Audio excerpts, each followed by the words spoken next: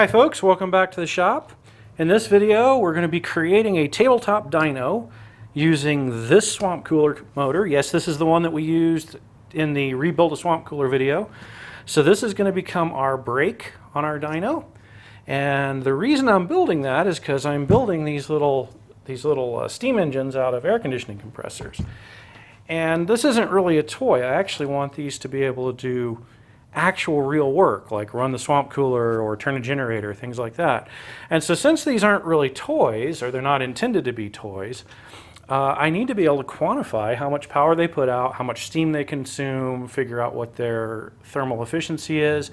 And so for all that I need a dyno. And this isn't really something you can go buy off the shelf, or at least if you can, I'm not aware of it. And so anyway, so yeah, that's what we're doing. And in this video, I decided to kind of try and do like a Colin Furze build montage. And so I've laid all the video over some kind of like generic punk rock royalty-free music I found on the YouTube creator page. And so it's generic and it's repetitive, but it gets the job done and it's royalty-free. So anyway, that's what we're going to do. Turn down your headphones if you're wearing headphones, because I did set the audio maybe too high, but I'm not sure. So you guys can leave comments in the comments section if you think the video sound was too high or too low. It sounds a little high on my headphones, but it sounds kind of low on my monitor speakers. So I kind of tried to split the difference, and hopefully it works. We'll see how it comes out. Anyway, so at the end of the video, then we'll have a pile of parts, because I'm going to make a bunch of parts. And then we'll put all the parts together, and then I can show you what the dyno actually looks like and explain how it works. So see you in a little while. Oh, I should make this run. Ooh. I get a thrill out of that every time. I'm sorry. I'm a simple man. Anyway, see you at the end of the video, or toward the end of the video.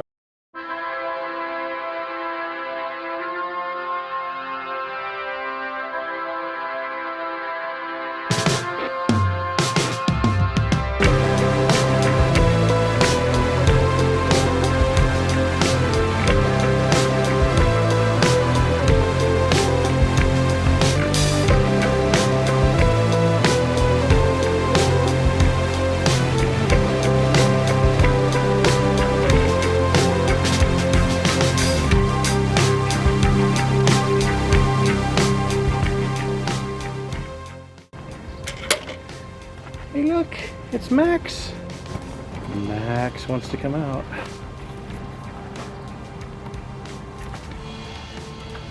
How you doing, buddy? Did you get a good nap? Did you get a good nap? Oh yes, you are loved. You are loved, my friend. Yes, you are. What's going on? How's my boy? How's my big old boy? Yeah, you were out cold. You must have had a busy night last night.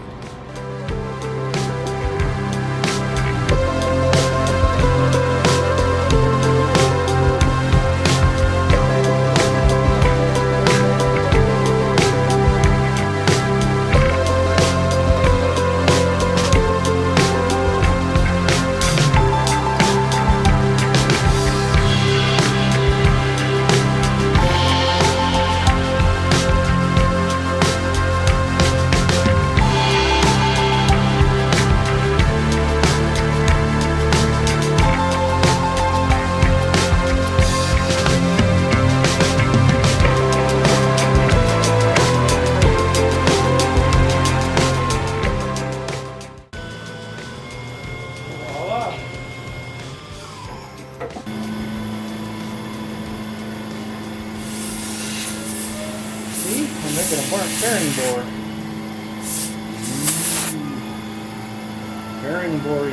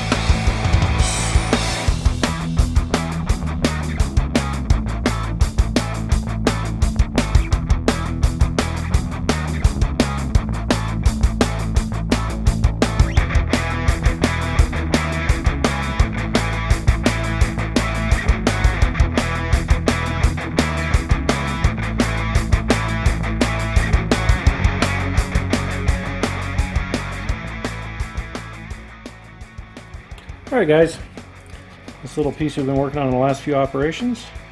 There's one little piece after a little bit of cleaning up with the old sandpaper. There's the other little piece, popping together. Hopefully you can see this. And there's our little pin. And there you go. Crazy, we should do all that work just to be able to accomplish that. One side of this will be on the load cell. And the other side of this will be on the lever arm coming off the eddy current brake. And so we want to have a little, we don't just want to bolt those two together. Ideally this would also slide, but there's going to be so little movement it should be okay. I could be wrong. We'll find out. Alright, there we go. So that's what that last little machining marathon was to make. Scary, huh? All that time and effort just to make something like that. Either way, it'll do the job. Alright folks, we have a pile of parts. In the interest of brevity and trying to be amusing, we'll put them together by magic. This old Tony style. So we need an incantation and a magic wand. You know, it's not much of a magic wand, but it'll have to do. Instantaneum Assemblum. Ta-da! This isn't really quite done, but maybe you can see sort of how it's going to work.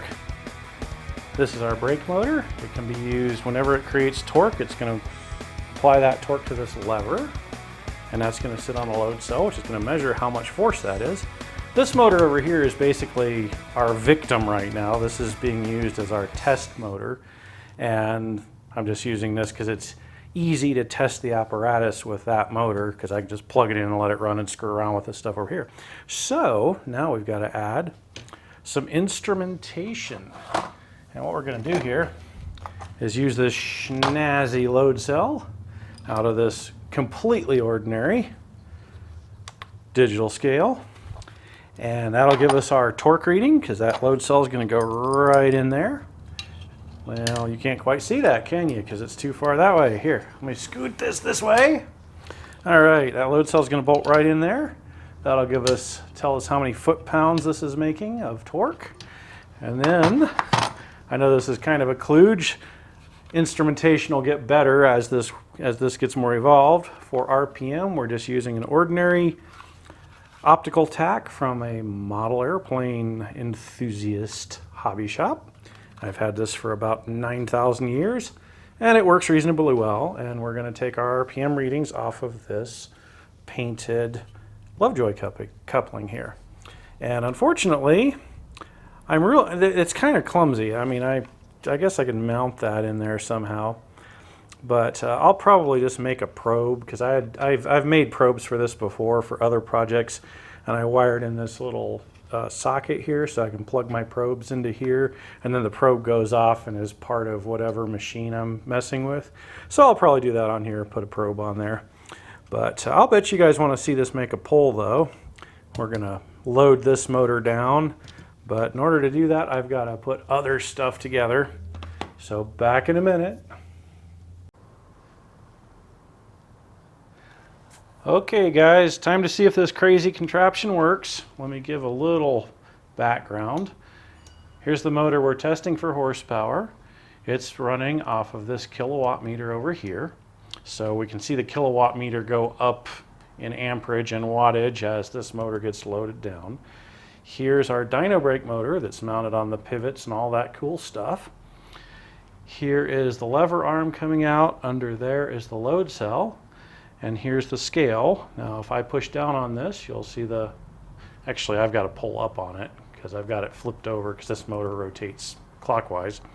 So if I pull up on this, this shows really our torque in gram feet, if you want to call that a unit. Here, this voltmeter here is showing how much power how much DC voltage I'm putting to the dyno brake motor, because we're running this on DC in order to get it to work as a brake.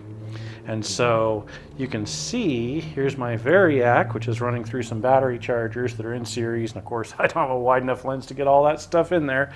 So here we go. If you see, as I crank up the voltage, you'll see the voltage on the voltmeter go up.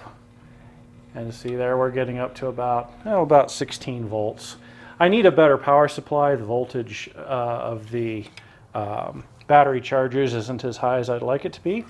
But seeing as this is a test, let us see if it will work. Let's zero out our scale here. That doesn't want to sit there, does it? As soon as this is running, this is going to flip. If it does that, you're not going to be able to see it. Okay, hey, that might work. All right, so time to fire this up, and we'll see if this crazy contraption actually does what it's supposed to do. Oh yeah, here's the tach over here. Unfortunately, I'm going to have that like right there to get a reading. And so basically, I'm going to load it, take a reading, but you won't actually be able to see that on screen. Maybe later when I get a probe on here, you know, an extended probe, then you'll be able to see it. This is like the prototype. I've never even tried this yet to see if it works at all. So, with that said, let's play a little bit and see what happens. All right, there we are. Now notice that we're getting a little bit of a reading on our scale. That's because, of course, there is some drag in the bearings and everything. But of course, that drag is having to be overcome by this motor. So this weight is actually work this motor is having to do just to overcome the friction. And so that's valid. I mean, such as this will be added to the total. All right, so here we go. And let's see what our RPMs are. Oh, let's see. Oh, it's all over the place. There's a problem we have here, and that's that my optical tach is picking up my lights. And so if I point that at the ceiling, let's see if we can get that in the shot. And if I go to a two-bladed prop, you'll see it's 3600 because this is times 10. So it's picking up the fluorescent, so I'll have to turn off the fluorescent in order to actually get a reading. So I'm not going to screw with that right now. We're just going to go ahead and load this down and see if it actually works. So here we go.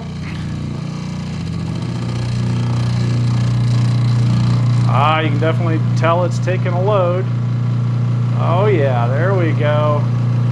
All right, so 653 grams of force. Oh, we just tripped the breaker on the battery chargers.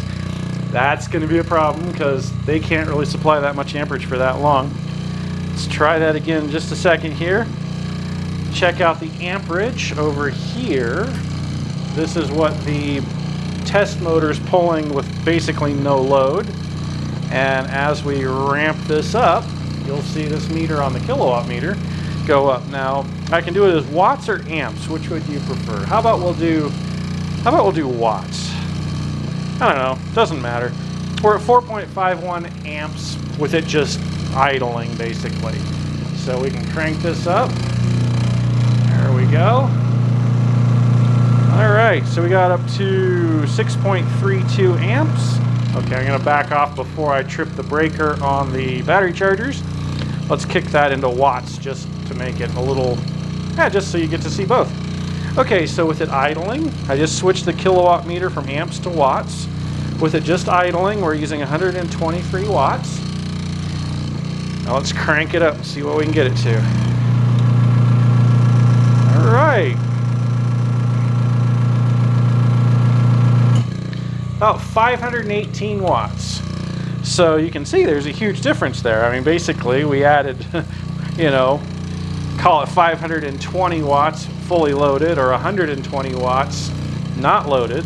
So this motor is picking up 400 watts. It's not picking it up. It's having to expend 400 watts more effort in order to overcome the dyno brake. And so it actually works. Isn't that cool? Yeah, we got to do improvements though. But now if we want to play with our math, remember, we should all say it together. Horsepower equals torque times RPM divided by 5252. And so what's our peak torque getting to here? Our peak torque is getting to, we'll call it 632 grams. Now, to convert that to pounds, we divide by 454. So we got 632 grams divided by 454, because it's 454 grams in a pound. Actually, it's like 453 point something, but we'll call it 454. Okay, so we've got 1.392 foot-pounds. And we know that RPM is going to be around 1725 because that's what these motors are rated at when they're under load. So we're just going to go with that because I can't measure it right now. And so times 1725. So that gets us a number. Now we divide that by 5252. That gives us 0.457 horsepower. 0.457 horsepower. Can you read that? Okay, there we go. It wants to focus further down. 0.457 horsepower, which is about right. This motor's rated at a half a horsepower. It's, you know, so, I mean, that should be 0.5, but we're not really getting enough amperage out of our battery chargers into our dyno brake to lug this motor all the way down to its rated capacity.